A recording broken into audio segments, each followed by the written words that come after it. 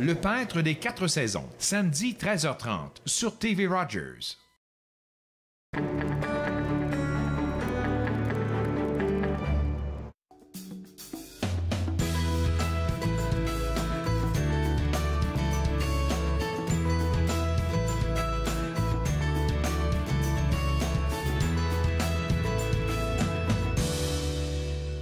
Bonjour et bienvenue à Entre nous, exclusivement sur les ondes de TV Rogers. Je suis Claude Andrea Bonny et je me ferai le plaisir de passer la prochaine heure avec vous. Notre émission aujourd'hui est sous le thème de l'art. Et puis, j'ai au téléphone avec moi Lisanne des éditions L'Interligne. Allô, bonjour. Avec toi, tu es au téléphone avec nous pour nous parler d'un événement qui s'en vient pour les mordus de lecture. Ben oui, c'est le Salon du livre de l'Outaouais qui va avoir lieu du 28 février au 3 mars. Donc, la semaine prochaine, ça s'en vient super vite. Puis ça a lieu au Palais des Congrès de Gatineau. OK. Et puis là, j'ai pu faire quelques recherches parce que j'y ai jamais été. Je pense qu'il y a plus de 400 auteurs qui seront là.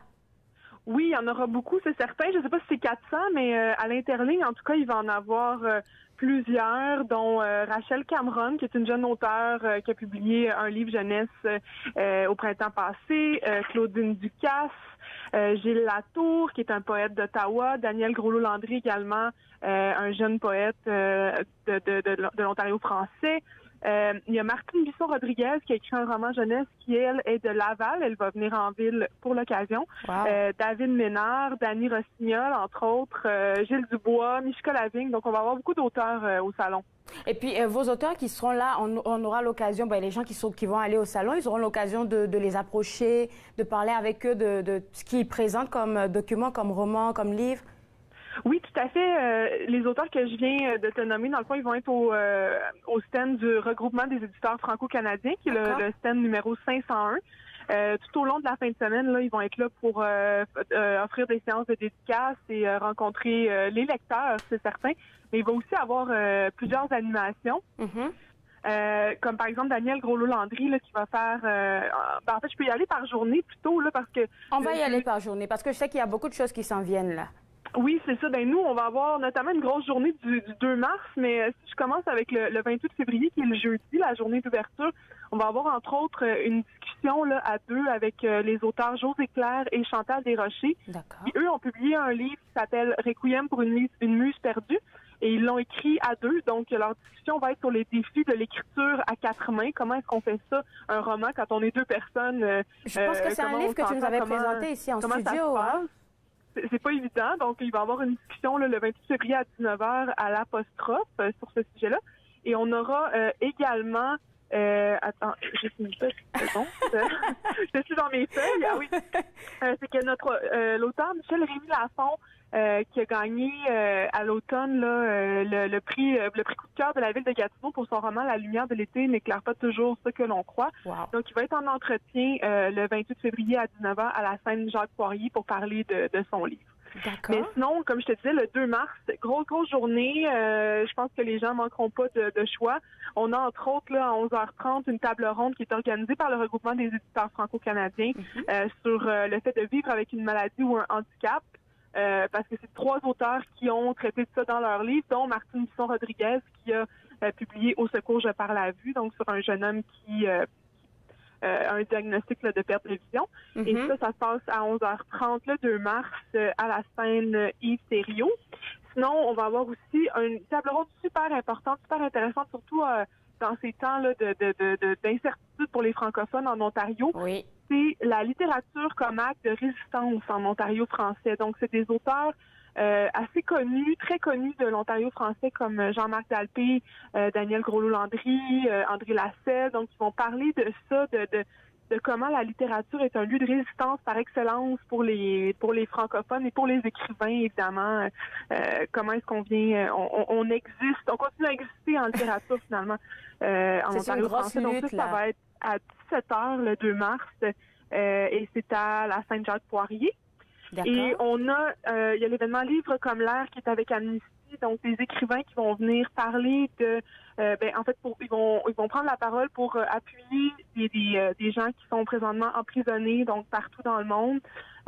Nous, c'est Guy Bélisère de chez nous qui va prendre la parole pour parler de Zehra Doğan, qui est une écrivaine turque qui est emprisonnée. Donc, c'est vraiment un événement intéressant, touchant, puis il y a possibilité aussi de signer une pétition là, pour appuyer ça. Donc, ça, c'est à 19h. Okay. Et ça va être à la place Yves-Thériault. Et puis, il y a aussi le bordel littéraire. Il nous reste juste quelques secondes, là, donc je vais te laisser aller rapidement. Okay. J'en ai beaucoup à dire. Mais le bordel littéraire, c'est vraiment à ne pas manquer. C'est à la Maison Fairview à Gatineau. Ça va être comme tout un événement. Il y a plusieurs poètes, écrivains qui sont dans différentes pièces de la maison. Et là, les gens vont être invités à se promener dans la maison et à entendre leur poésie, leurs textes. Donc, ça, c'est à partir de 11h le soir jusqu'à 2h du matin. Ça va être vraiment... complètement fou, donc manquez pas ça. Merci beaucoup, Lisanne. Ça me fait plaisir. Bonne journée, bye. Alors, vous à la maison, si vous êtes intéressé, je vous invite à visiter le site web des éditions L'Interligne qui s'affiche à l'écran. Je ne sais pas si on l'a. Oh, d'accord. Donc, pour les éditions L'Interligne, je vais vous donner le site à la fin de l'émission. Donc, restez connectés. Aujourd'hui, dans notre émission, tout de suite après la pause, on va rencontrer Sacha Dominique qui va nous parler d'une œuvre super intéressante, une œuvre africaine. Restez avec moi, vous regardez Entre nous sur les ondes de TV Rogers.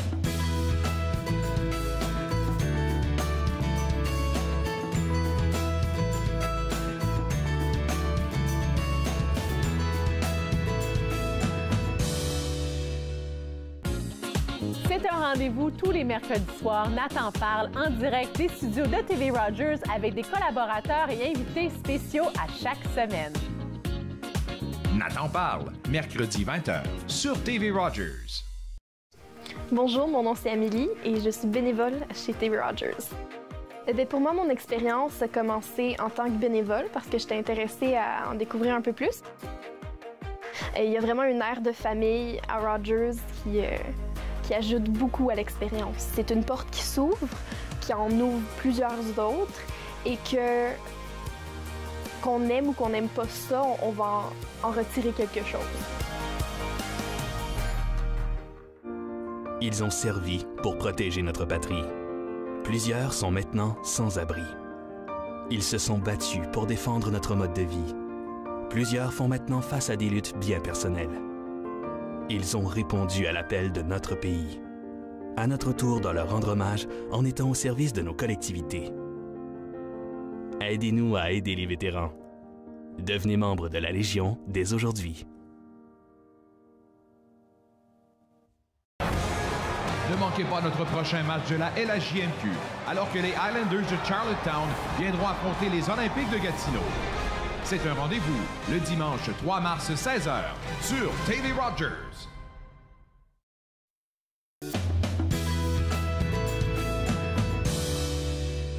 De retour à Entre nous, exclusivement sur les ondes de TV Rogers, je suis maintenant avec la comédienne et auteure Sacha Dominique qui va nous parler d'une pièce qui va nous faire découvrir les trésors du peuple africain, comme c'est comme je le dis, le lilas africain.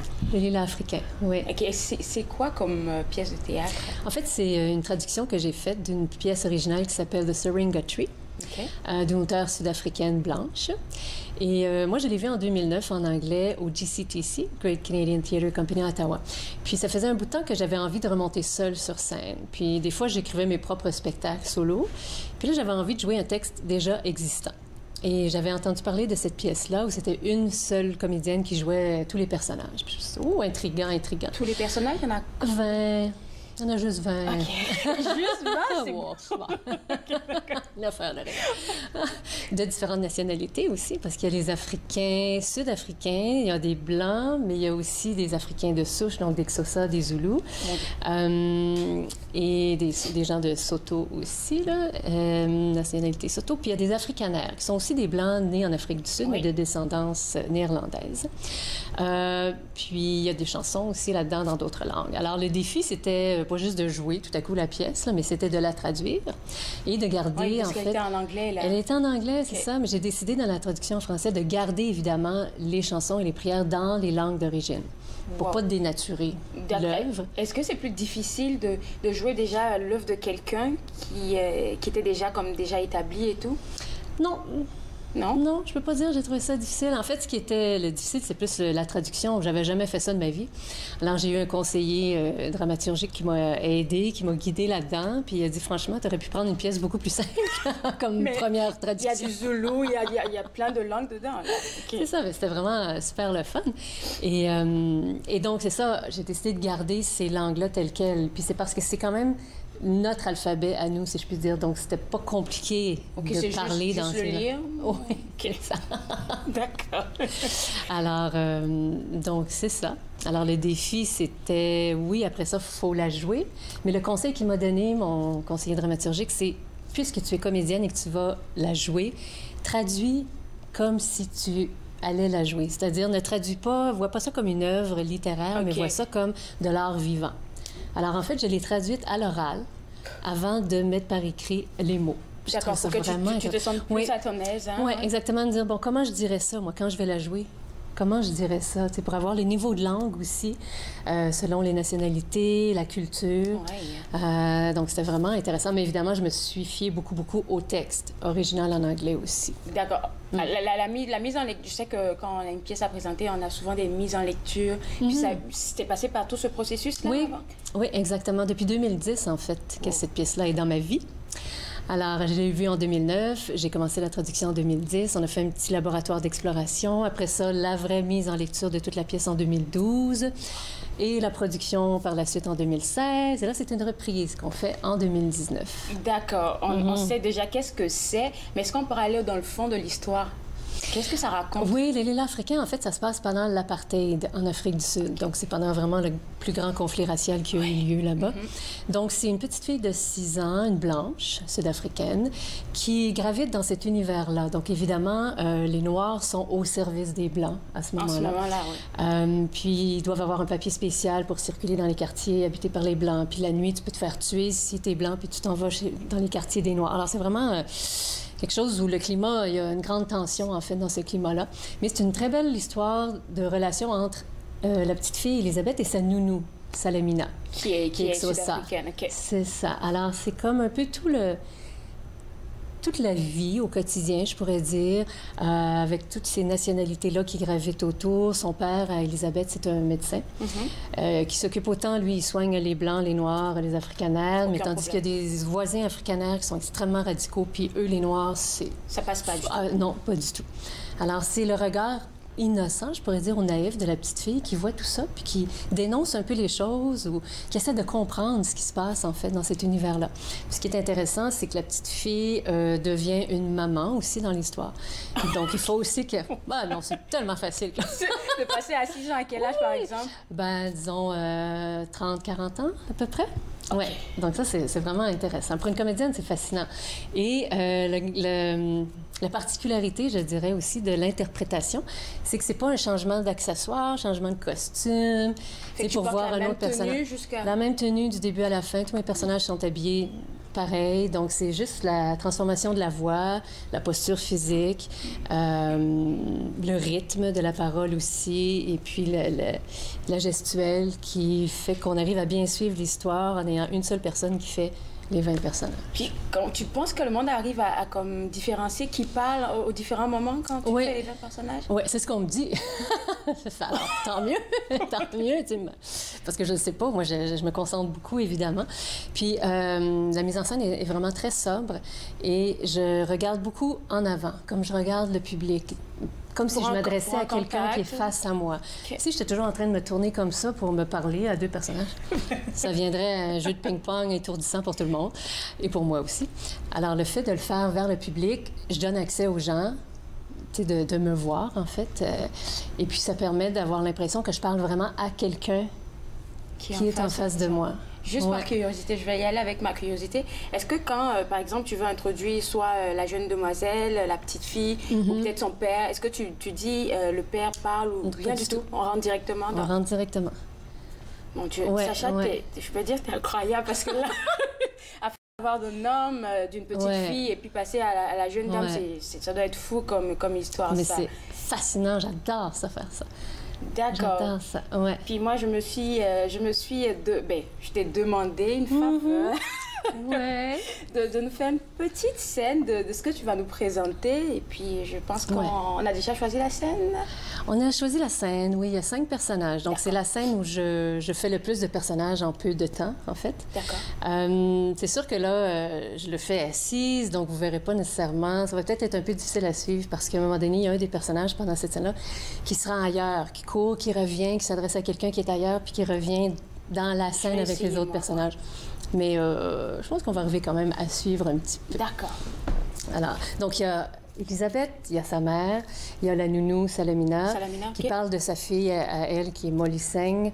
Il y a le cousin de Salamina, Dubike. Et puis il y a une autre nounou, qui est Iris, qui est pour son petit frère. Chacun des enfants a sa propre nounou. OK. Ouais. Personnage, d'accord. Alors, on y va? On y va. Je suis prête. Oui, OK.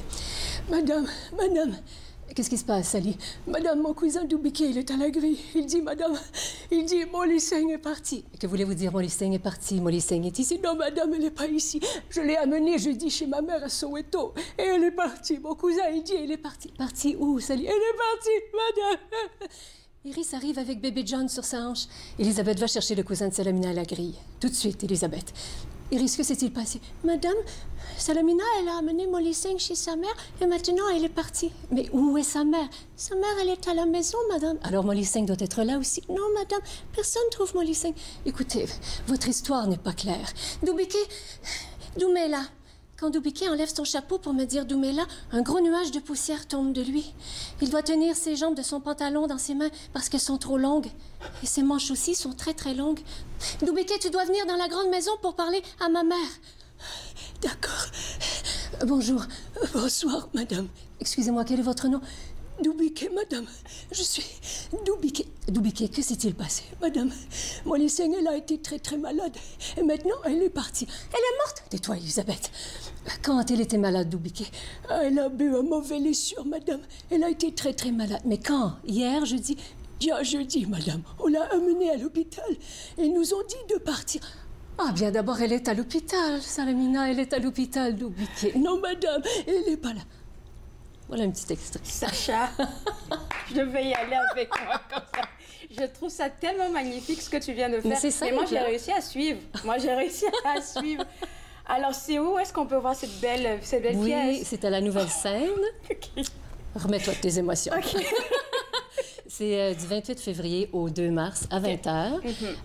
C'est le Lilas africain. Et on a une matinée le 2 mars, qui est un samedi, à 14h aussi. D'accord. Et puis, pour les tickets... Les billets, c'est ça. C'est www.nouvellescène.com. Okay. Et chercher le Lilas africain, parce qu'on n'est pas dans la saison régulière du théâtre, okay. Parce que nous, on a loué l'espace. D'accord, okay. Donc, le Lilas africain. Et qu'est-ce que je voulais dire? Oui, c'est ça. Ah, puis c'est pendant le cadre de l'histoire le mois de l'histoire des Noirs. On trouvait ça important de présenter ça en février pour rendre hommage aux Noirs. En fait, Merci à cette beaucoup, Sacha. Et puis, bonne chance pour la pièce. Oui. Je pense qu'on pourrait se revoir. Je serai en première ligne. Alors, vous, à la maison, vous avez pu entendre un peu qu'est-ce qui va se faire à la Nouvelle Scène. Donc, si vous êtes intéressé, visitez le www.nouvellescène.com pour prendre vos tickets. Donc, vous allez dans l'onglet Lilas africain pour pouvoir vous procurer les tickets et participer à cette belle pièce de théâtre qui s'en vient. Alors, on va prendre une toute petite pause et juste après la pause, on va parler avec l'auteur Mishka Lavigne qui va nous présenter sa nouvelle pièce de théâtre, elle aussi. Vous regardez Entre nous sur les ondes de TV Rogers.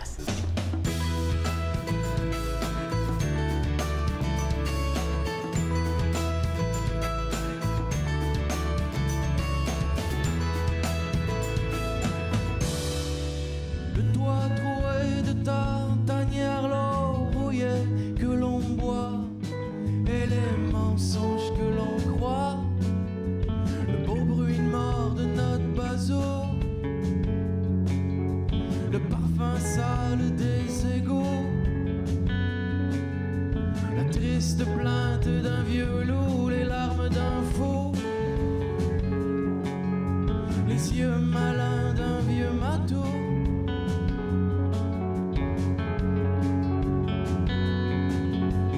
Dis-moi ce qui te fracasse, les choses qui te menacent, les longues nuits d'hiver, se cache, les plasters qu'on arrache, les mots polis que tu connais par cœur, les mauvais sorts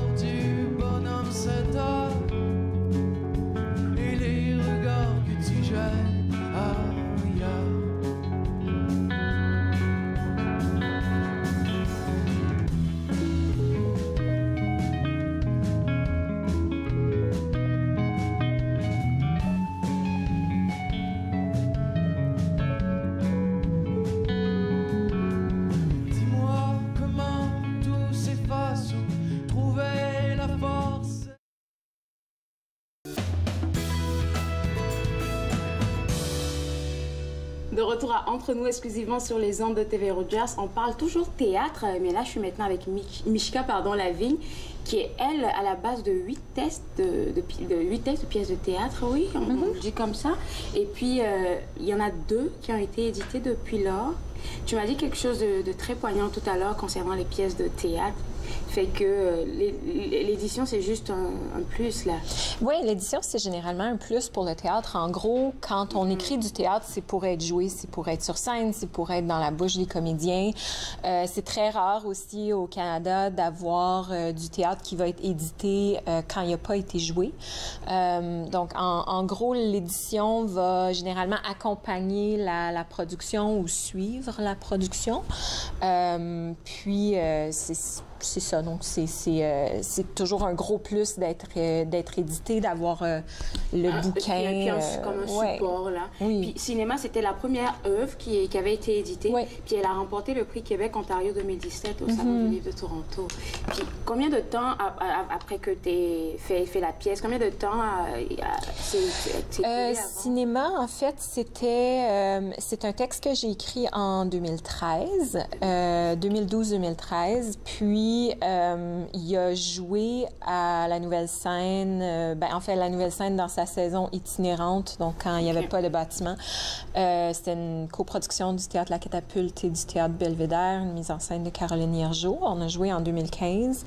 Puis, la version éditée de la pièce cinéma est sortie en 2016, à temps pour la tournée.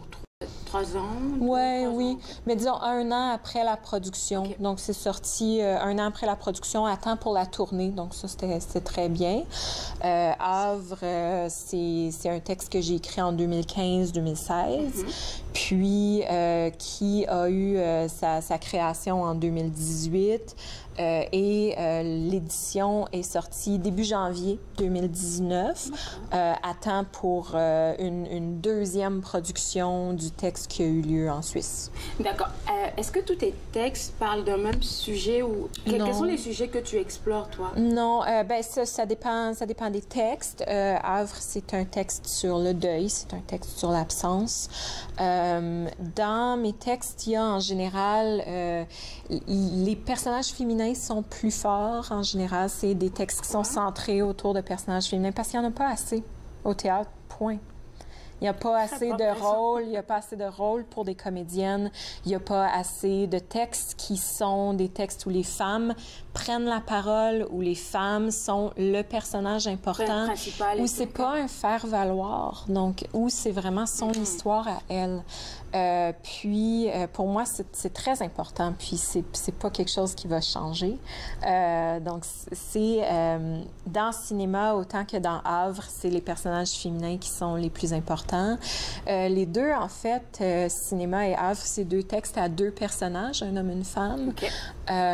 Les 2 ont une histoire à porter, les 2 ont... un bagage avec lequel ils viennent. Oui, un bagage et des choses qui se passent, des actions qui se passent dans leur vie de personnage. Mais pour moi, c'est quand même important que les personnages féminins aient, disons, le gros bout du bâton, mais en termes, pas nécessairement en termes de réplique, pas nécessairement en termes de présence sur scène, mais en termes de, elles ont leur propre histoire qu'elles peuvent régler elles-mêmes sans avoir besoin de se faire sauver par un prince charmant.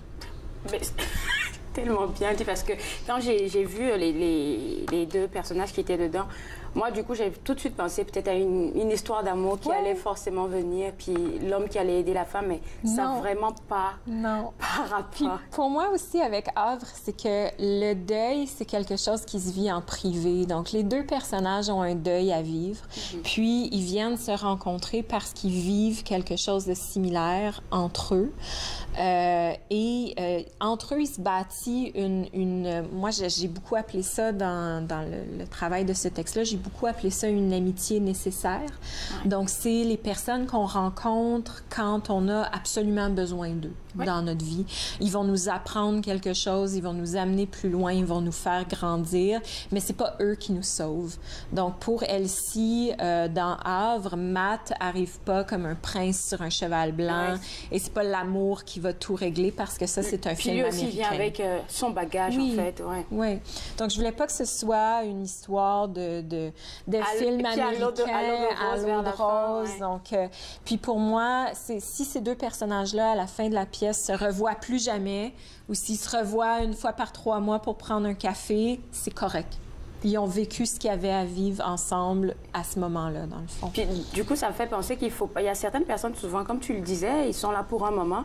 Après, il faut savoir lâcher prise parce qu'on a tendance à vouloir les garder dans nos vies. Moi, j'ai retenu un passage où c'est Elsie qui parle beaucoup. Puis, elle demande à Matt, penses-tu que tout le monde a un moment dans sa vie où c'est comme si un trou venait de s'ouvrir? Un moment avant et un moment après. Penses-tu que tout le monde a une cicatrice dans sa ligne du temps, comme moi, avant et après la mort de ma mère? C'est juste qu'elle exprime ce qu'elle ressent à Matt. Et le rôle de Matt, en fait, en plus d'être un soutien pour elle, pourquoi il est là, en fait? Matt, c'est qu'il vit un deuil qui est différent de celui d'Elsie. Donc, Elsie perd sa mère, qui est un monument littéraire, qui est une figure mythique de la littérature. Qui est beaucoup reconnue. Donc, en quelque part, quand Elsie perd sa mère, ce qui lui reste à faire à Elsie, c'est déterminer c'est quoi la différence entre un deuil privé puis un deuil public. Parce que, parce que le personnage de sa mère et sa mère, comme elle la connaît, c'est pas la même personne. Puis Matt, de son côté, lui, ce qu'il vit, c'est une absence complète d'informations sur ses parents à lui. Donc, lui cherche, c'est un enfant adopté, lui cherche ses parents biologiques. Et il trouve rien. Donc, de son côté, Matt, il s'attache un peu à cette figure-là de Gabrielle Soriol, l'auteur, parce que quand on la cherche sur Google, il y a 10 millions de résultats. Puis lui, de son côté, il se dit, pourquoi moi, il n'y a rien? Puis elle est chanceuse d'avoir tout ça, quand Elsie ne se voit pas nécessairement comme étant aussi chanceuse. Donc, les deux, ils ont un deuil à faire, mais qui est différent, dans le fond. Puis ça parle beaucoup de parentalité, donc du lien avec les parents, du côté de Matt, du lien avec la mère, du côté d'Elsie. Donc, ils ont deux histoires qui s'inscrivent en parallèle. On va aller à la pause. Je pense qu'on va continuer de parler de ton livre, OK? Alors, on prend une toute petite pause et juste après, on va continuer de parler de Havre de Mishka Lavigne. Vous regardez Entre nous sur les ondes de TV Rogers.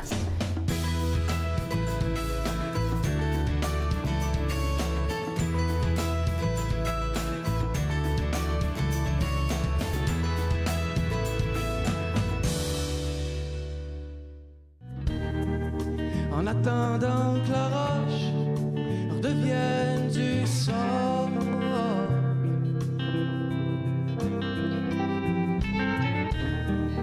en attendant que les mots redeviennent des oiseaux,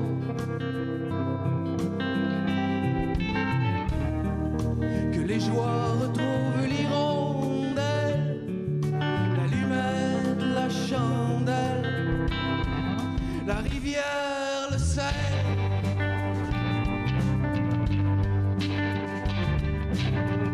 Tu dis de tenir mes promesses,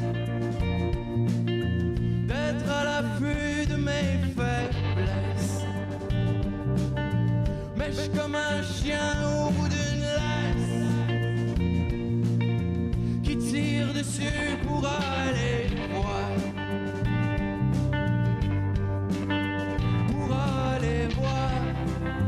Au bout de la rue, c'est peut-être ben beau, comme un nuage passager,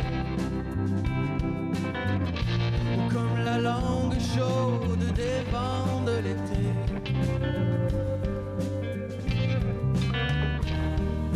C'est-tu la fin ou le début?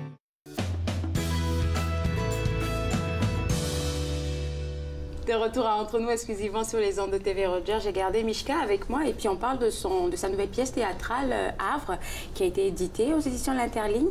Puis tu disais que les deux personnages qui se trouvent dans ce livre-là, ils ont une histoire. Ils vivent une histoire en parallèle. Puis en fait, il y a beaucoup de mes textes qui fonctionnent de cette façon-là ou de cette structure-là d'écriture. On peut appeler ça une pièce à tresse. Donc, c'est souvent des histoires, des personnages qui vivent des histoires en parallèle. Il y a des moments comme quand on fait une tresse où il y a des brins qui se croisent. Puis à la fin, disons, tout s'attache avec une belle boucle. Donc, il y a un peu de ça dans mes textes. J'aime beaucoup l'idée de choses qui se passent en parallèle, des moments où il y a des choses qui se recoupent. Puis Havre fonctionne un peu comme ça aussi. Et puis tous tes documents se font comme ça. Moi, je me juste demandais où est-ce que tu trouves l'inspiration? Est-ce que ce sont des affaires vécues de près ou de loin? Bien, il y a des choses, c'est sûr qu'il y a des choses qui sont un petit peu inspirées de la réalité, toujours comme n'importe quel auteur. Le deuil, c'est universel. Tout le monde en a vécu un, de près ou de loin. Pour Havre, en fait, il y a plusieurs points d'inspiration qui viennent pour la pièce. J'étais très intriguée par cette idée-là de deuil privé, deuil public. Admettons d'avoir regardé, j'ai un souvenir d'avoir regardé les funérailles de la princesse Diana avec ma mère à la télévision. Puis les deux princes, là, les deux fils de la princesse Diana, ils ont le même âge que moi. Puis là, je les regardais aux funérailles, puis je me disais, tu sais, ils vivent quelque chose de complètement différent. Ils vivent pas la même chose que le reste du monde parce qu'ils ont perdu leur maman, ils n'ont pas perdu cette espèce de mythe de la princesse Diana. Du coup, ça me fait penser aussi à l'histoire avec Whitney Houston. Quand elle est décédée, quelques temps après, sa fille aussi est décédée. Je me dis peut-être que la pression... Pourquoi? C'est possible. Puis, il y a aussi dans Havre l'image de, toute la construction sur rideau pour le train léger, puis l'affaissement de chaussée, le trou immense qui s'est ouvert sur rideau. Ça a été une des images d'inspiration du texte. Mais souvent, je fonctionne avec soit des images ou des fragments, puis en général, j'essaie de les relier ensemble. Puis c'est un peu pour ça aussi que la pièce à tresse fonctionne avec cette méthode d'écriture-là.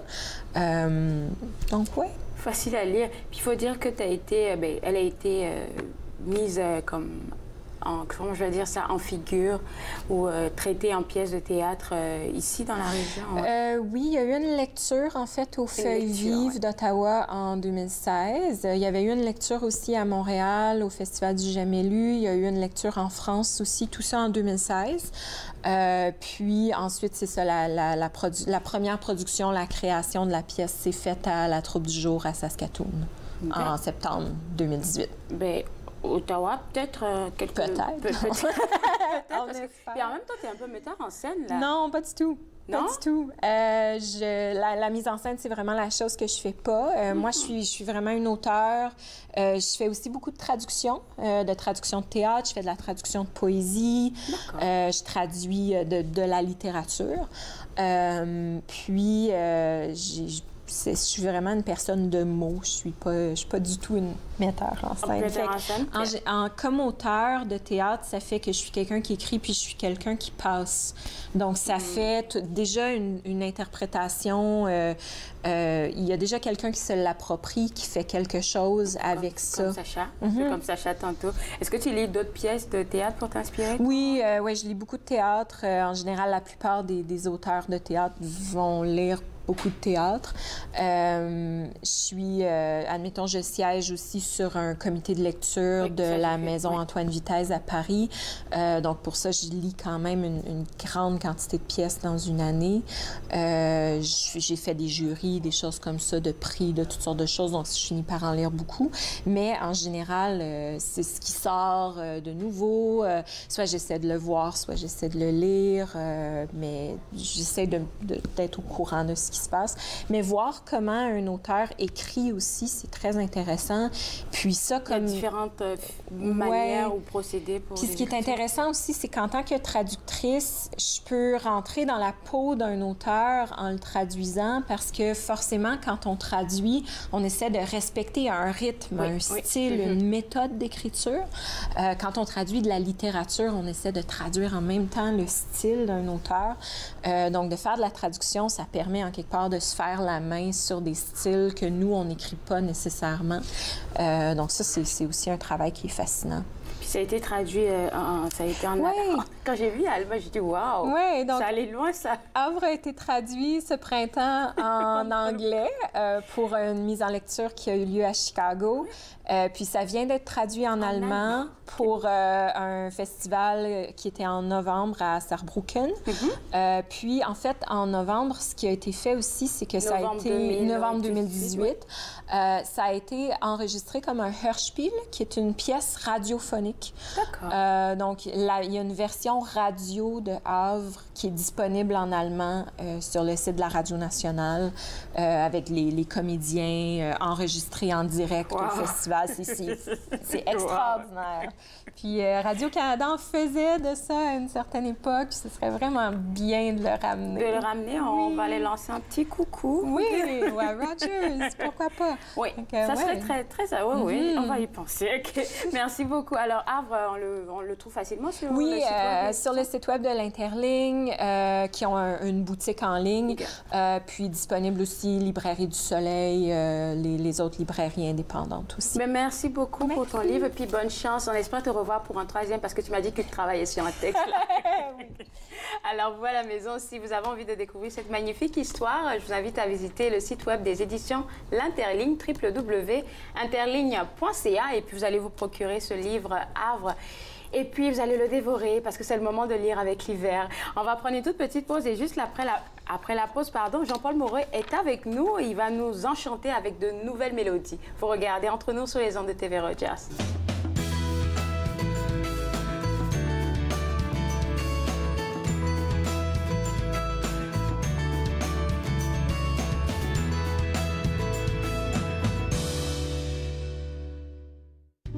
À l'évidence, j'ai retrouvé les mots de passe que j'avais oubliés, les mots maudits, les belles malchances, les porte-clés que j'avais égarées.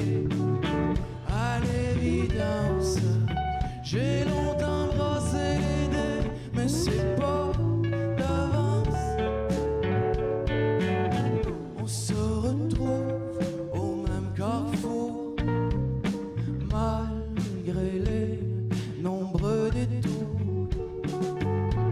sans retour aux vieux amours, malgré le tranchant de leur contour. À l'évidence, j'ai longtemps brassé les dés, mais c'est pas d'avance.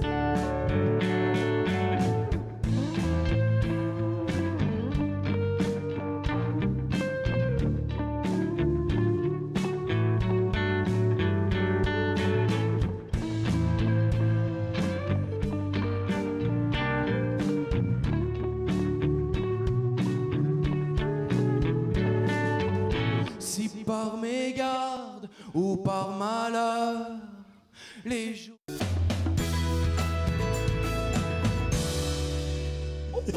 De retour entre nous, exclusivement sur les ondes de TV Rogers. J'ai Jean-Paul avec moi et puis...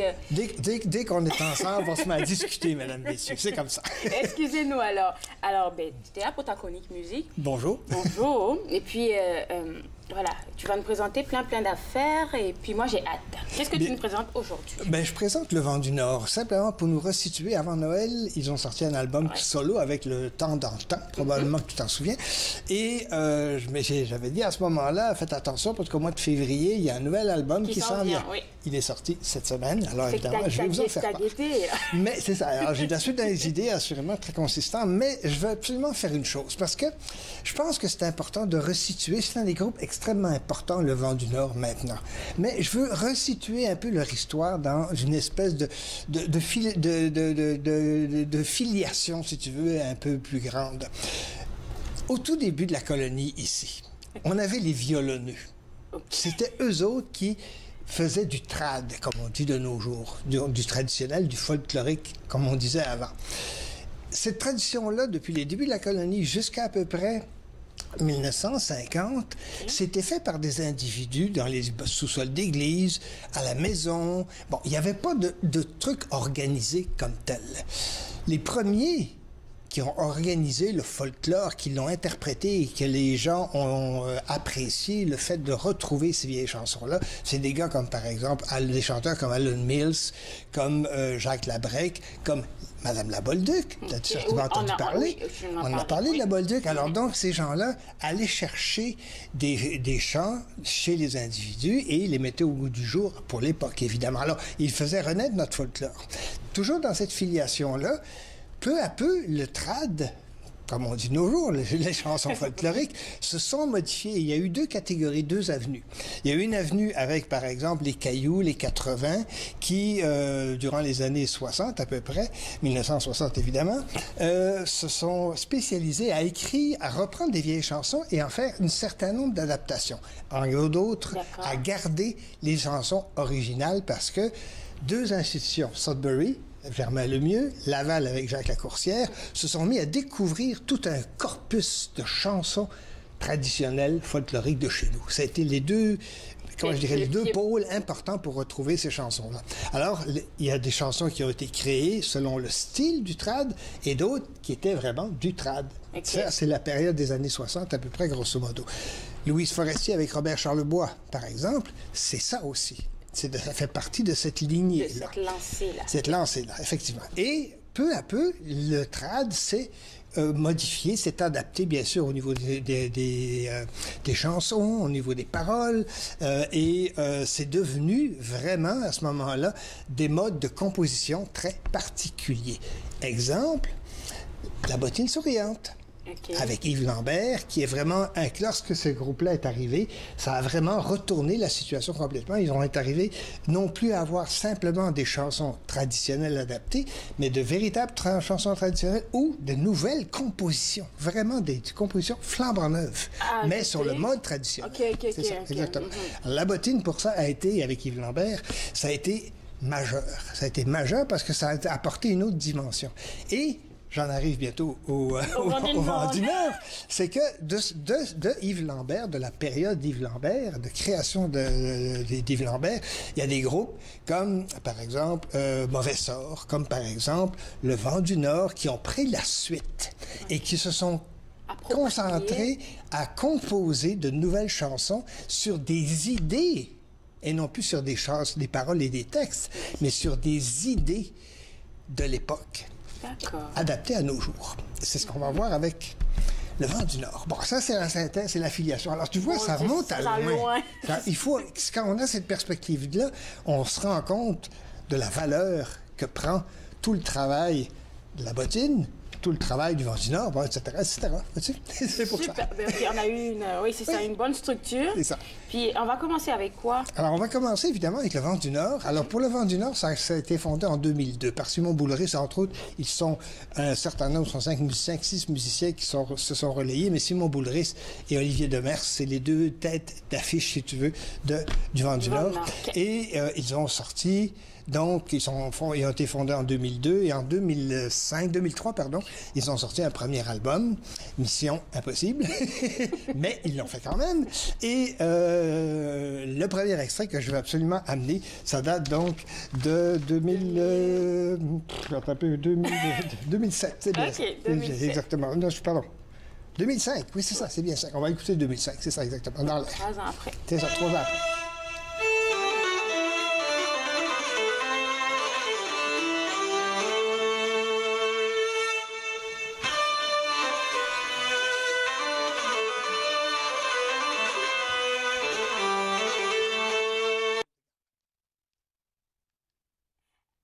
C'est quoi comme instrument? Qu'est-ce qu'il a? Ça, c'est une viole de gambe. C'est comme un instrument, et ça, c'est intéressant, ça aussi, parce que le Vent du Nord, on reprend un certain nombre d'instruments, par exemple de la Renaissance ou du Moyen-Âge, et particulièrement de la Renaissance, et ils les ont aussi pris cette tradition-là pour l'amener dans le folklore, dans le trad. Alors, le trad, tu vois, c'est un mélange de toutes sortes de trucs, ça, ouais. mais vraiment fort intéressant au niveau des instrumentations, au niveau des paroles, etc. Dans ce cas-ci, il y avait justement de l'instrumentation. J'ai choisi cet extrait-là parce que, justement, c'est le deuxième album du Vent du Nord, et on voit déjà là qu'ils sont encore un tout petit peu dans l'air moins nouvelle et créative, mais un peu plus dans le trad normal, si tu veux. D'accord. Deuxième extrait? Oui. Le deuxième extrait, ça date de 2007. On va aller voir, écouter ce que ça j'en ai les précisions après. Pourquoi belle et refusais-tu? Savais-tu pas que je t'aimais plus? Tu recevais plus mes lettres ni mes papiers marqués. Savais-tu pas, Rosette, que je t'avais oublié?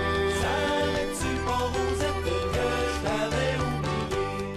Ça, je sais que c'est Rosette. Absolument, c'est Rosette, effectivement. Alors, on n'a pas le temps de donner des explications, on va y revenir tout de suite après la pause. OK, mais merci. Ben, Jean-Paul l'a dit, on revient tout de suite après la pause. Regardez entre nous sur les ondes de TV Rogers.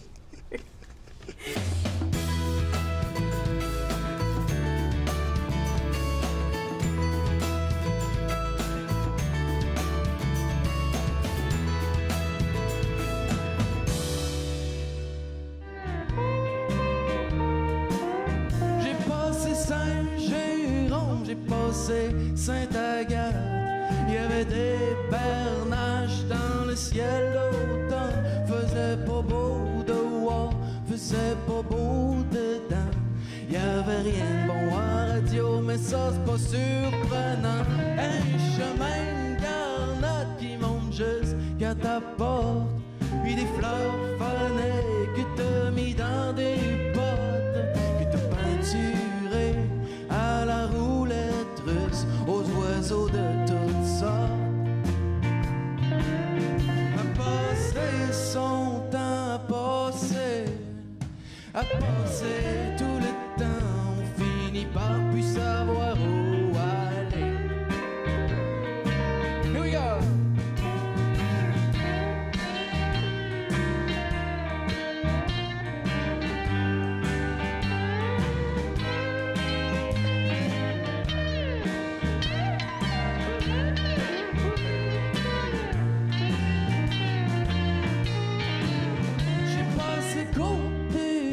J'ai passé Saint-Rémy, je me suis drainé jusqu'au tract de Saint-Henri. J'ai tiré du slingshot dans des canettes vides, dans les vides de char.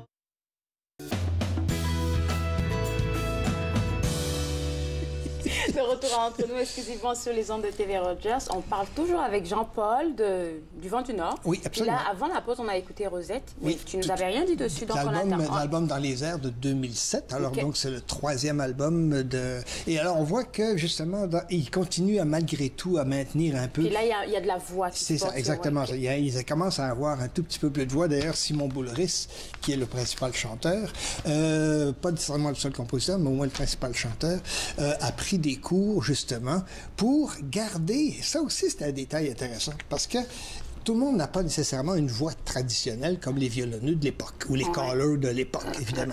Et donc, par conséquent, si tu veux respecter l'esprit de la chose... ben, il faut que tu apprennes comment le faire. Mais on n'est plus au 15e siècle, on n'est plus au 16e siècle, donc difficile de trouver quelqu'un qui peut nous enseigner la chose. Alors, il a fait des recherches pour adapter sa voix, en même temps d'avoir une voix très contemporaine, mais en même temps d'avoir une voix capable de s'adapter à ces anciennes ritournelles-là. Alors, en tout cas, il y a tout un phénomène autour de ça, d'apprentissage qui se fait, et c'est vraiment, vraiment intéressant. Prochain extrait, tu vas voir, et là, c'est pour montrer encore l'autre dimension du Vent du Nord. Parce que là, ils vont encore plus haut, Ils vont encore plus haut. Okay.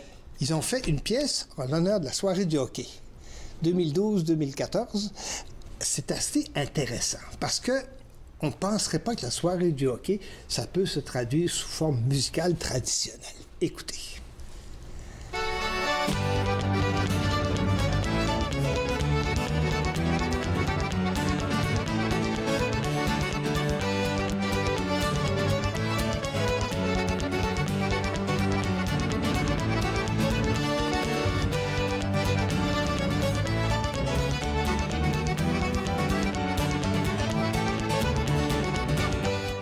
C'est intéressant, hein? Oui, intéressant parce que, et pourquoi ils ont appelé ça la soirée du hockey? Parce qu'évidemment, à la soirée du hockey, c'est une émission extrêmement populaire à Radio-Canada. C'est suivi par, à l'époque, pas encore maintenant, mais enfin, par des millions de téléspectateurs. Mais en même temps qu'il y avait ça à Radio-Canada, entre autres, il y avait aussi la veillée et à d'autres postes, notamment, pour ne pas le nommer, Télémétropole, Radio-Nord, qui est devenu Radio-Nord. Et donc, par conséquent, ces deux émissions-là se concurrençaient. Et donc, ils ont un petit clin d'œil, bien sûr, à la soirée du hockey, mais en même temps, écoutez, traditionnel. Oui, tu vois un peu l'exemple. Alors, wow. Très intéressant de voir la créativité. Là, on voit justement l'aspect créatif et l'aspect un peu plus socialisant du Vent du Nord. C'est ça, parce que la musique, elle est beaucoup plus, je veux dire, pour moi, là, beaucoup plus fluide que celle que tu nous as fait écouter en premier, Les Amants et Dieu merci. Ouais. Et Dieu merci aussi, ils ont évolué, c'est évident, c'est sûr. Autre album aussi, à mon avis, qui est encore plus signifiant pour le Vent du Nord, c'est l'album Têtu, 2015. Et il y a une chanson qui s'appelle La Confédération là-dedans, qui vraiment retrace un peu dans le même style qu'Alexandre Béliard, retrace justement un peu notre histoire. Alors, non seulement on a les paroles, l'époque, la tradition, la musique, bon, etc., les instruments, mais là, on commence à raconter en musique, de façon traditionnelle, à leur façon à d'autres, notre histoire, la Confédération. Connaissez-vous l'histoire du beau Grand Canada, ce pays emprunté qui fut fondé 3 fois? Ce pays emprunté qui fut fondé 3 fois. On nous l'a bien fait croire, pays bilingue, égal endroit, pour que les francophones ne se soulèvent pas. Pour que les francophones ne se soulèvent pas. Ils ont bien évité de rebaptiser le pays, nommé Boréalia, leur nouvelle colonie. Nommé Boréalia, leur nouvelle colonie. Une adaptation au vent musical du moment 2015. Absolument, tout à fait. Et c'est la force de ces groupes-là, que ce soit d'ailleurs les Cailloux en 1960 ou les 80 en 70, ou la Bottine, ou encore le Vent du Nord, ils réussissent à être de leur époque. Ouais, et ça, c'est vraiment clé. Évidemment, pour aller chercher de l'auditoire, c'est évident, pour aussi perpétuer, si tu réussis à transposer une vieille chanson du 14e, 15e ou 16e siècle et de la transposer au 21e siècle. Chapeau. Chapeau, absolument, chapeau, parce que justement, c'est pas facile à faire, c'est pas le même langage, c'est pas le même esprit, c'est pas la même histoire, c'est pas les mêmes instruments, mais tout ça mis ensemble fait en sorte qu'ils réussissent à nous amener dans ce monde-là qui est devenu notre monde aussi. La preuve, et on pousse une étape plus loin, ils sont rendus là maintenant avec le nouvel album qui vient de sortir cette semaine. Février, Territoire, exactement. Territoire, alors ils ont voulu, le concept de territoire, c'est montrer que autant en Acadie qu'en Amérique, qu'en Louisiane, qu'au Québec, qu'au Canada, qu'en Ontario, etc., tout est une question de territoire. Mais il faut raconter, il faut s'approprier le territoire. Il faut en connaître les limites, les frontières, et en même temps, savoir raconter l'histoire de ces territoires-là. Okay. Alors, c'est là le concept, vois-tu? Alors, l'histoire de la frontière, le mur de M. Trump, bon, etc., vois-tu? On n'est pas loin de ça. On n'est pas loin de ça aussi, au niveau conceptuel, musical, vois-tu? Alors, donc, c'est intéressant de ce côté-là. Alors, première pièce, c'est Samuel. Je pense que c'est ça, exactement. Oui, c'est ça. On va l'écouter, Samuel. Le pays de Samuel. Pays de Samuel, et Samuel le chanteur.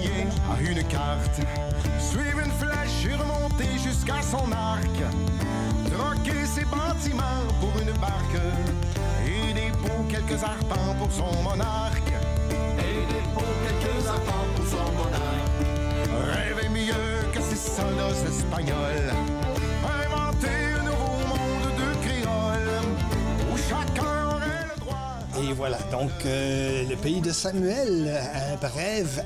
Samuel de Champlain, ce qu'on connaît moins d'ailleurs, parce qu'il y a eu les relations des Jésuites qui ont changé un peu la chose, mais Samuel de Champlain, ce qu'il voulait faire, c'est pas nécessairement d'avoir un pays, c'est d'avoir une entente, une communion, entre les Français et les Autochtones. Je comprends. Parce qu'il pensait, lui, c'est un urbain, et Samuel, évidemment, et il se disait, on va quand même pas faire la même erreur qu'en Europe, en Amérique. Donc, associons-nous d'une façon ou d'une autre avec les Autochtones, tâchons de vivre à leur façon, et apprenons d'eux autres. Ça a tout changé avec la conquête, puis les Anglais, puis tout ça. Bon, je veux pas, qu'on peut faire un long chapitre là-dessus, on va pas s'embarquer là-dessus, mais n'en demeure pas moins que c'était ça son but. Alors, cette idée-là, justement, de communauté, est reprise dans cette chanson, Le Pays de Samuel. Le Pays de Samuel, OK. L'idée, le rêve qu'avait Samuel de Champlain. Autre, Louisbourg, forteresse extrêmement importante qui a eu un rôle déterminant supposément dans la défense du continent et le Canada français. On va écouter Louisbourg. C'était toi, noble empereur, qui m'avait nommé gouverneur de Louisbourg, ville admirable, qu'on croyait en sûreté. On la croyait imprenable. Ça, c'est pas la voix de Samuel qu'on entend. Oui, non, c'est pas la voix de Samuel. Non, c'est la voix de Simon Boulris. Okay, quand même. Non, c'est pas la voix de Samuel, mais c'est sur l'histoire de Louisbourg, de la forteresse qui a tenu un rôle extrêmement important dans notre histoire et qui a été d'ailleurs reconstituée, réparée, refaite, oui, la forteresse, par Canada, entre autres, pour en devenir un site touristique extrêmement important. C'est notre statut de la liberté à nous autres, mais dans si tu veux, effectivement. Vois-tu un peu? Alors, l'affiliation, c'est ça que ça donne. Merci. Tu restes avec moi pour la conclusion? Absolument. OK. Juste après la pause, on revient pour la conclusion de l'émission. Regardez Entre nous sur les ondes de TV Rogers.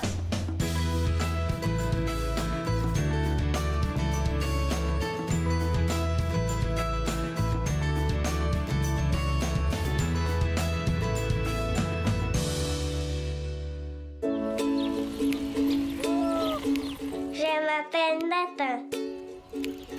J'aime vraiment ça faire du vélo. J'adore aller vite. C'est fun. Quand il fait chaud, j'aime jouer dans les jeux d'eau pour m'arroser. Ces amputés de gaz qui m'ont donné me protègent. Merci! À la prochaine émission, je parle avec la mannequin et étudiante Sarah Tanguay qui nous parle de l'envers du décor de la mode. Alors, suivez-moi. Suivez-moi, jeudi 20h, sur TV Rogers. Mon grand, il faut qu'on parle de potes. J'ai peur, puis je veux surtout pas que tu te retrouves dans la rue. Est-ce que c'est tellement... C'était si pire que ça? Ben... Ton fils pourrait réagir comme ça. Fait que tu devrais être moins dramatique. Puis tu lui dis que t'insistes parce que tu l'aimes. OK, merci. Veux-tu pratiquer quand il va te dire que toi aussi t'en as déjà pris? C'est pas évident de parler de cannabis. OK. Pratiquez-vous avec nos ados avant de parler aux vôtres. Cette semaine, c'est ma bonne amie Cécile Boudreau-Pagé qui passe nous voir. C'est pas mal la doyenne du conte dans la région. Fait que j'espère que vous allez venir vous joindre à nous. Bien que je te raconte, mercredi 19h30 sur TV Rogers. Oui, alors donc, mesdames, messieurs, je prends cette fois-ci le micro pour une bonne et simple raison. Et toute l'équipe, Claude, Andrea, voudrait souligner la centième émission de Entre nous. Et je pense que ça se devait d'être souligné, d'autant plus que... Merci bien. D'autant plus que on va quand même souligner la chose, là. Et en plus, on va avoir un portrait de toi dans le droit famille, comme femme émergente et animatrice de Entre nous. Alors, au nom de l'équipe, permets-moi de t'offrir... Merci beaucoup. Mais vous avez vu comment je suis gâtée ici, là, mon Dieu. Merci beaucoup à toute l'équipe. Merci à Yolande. Tu es derrière, tu me suis, tu me pousses là-haut et puis je te fais des bisous, là, depuis. Merci. Alors, comme il a dit, Jean-Paul, on sera ce soir au prix Bernard Grand-Maître. Je serai là-bas. Donc, je vais vous ramener ici dans le studio des personnes qui se sont démarquées dans la francophonie. Et puis, demain, à l'émission, on va parler de quoi? On va parler d'investissement avec Cédric Larigaldi. On va aussi voir Gabriel Major-Marotti de la LCBO, qui est notre conseiller. Il va nous apporter tous les nouveaux arrivages qu'ils ont là-bas. Puis, on va déguster ça ici en studio. Et après, on va parler de l'événement d'un gala qui s'en vient pour le mois de février, pour l'histoire des Noirs. On se voit demain. Au revoir.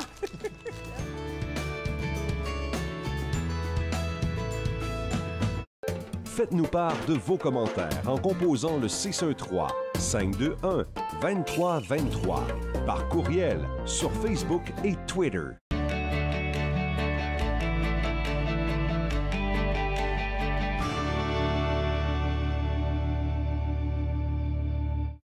Je m'appelle Daniel, je suis bénévole à TV Rogers.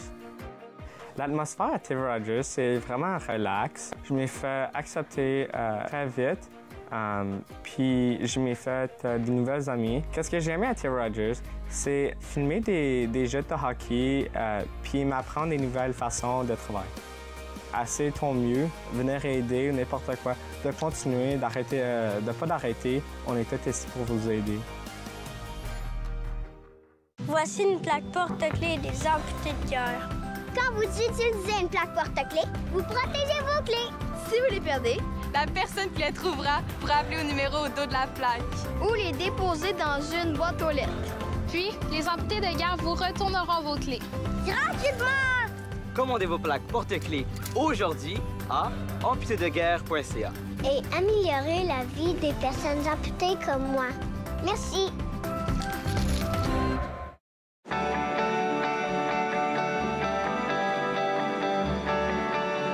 Vous regardez TV Rogers, Ottawa.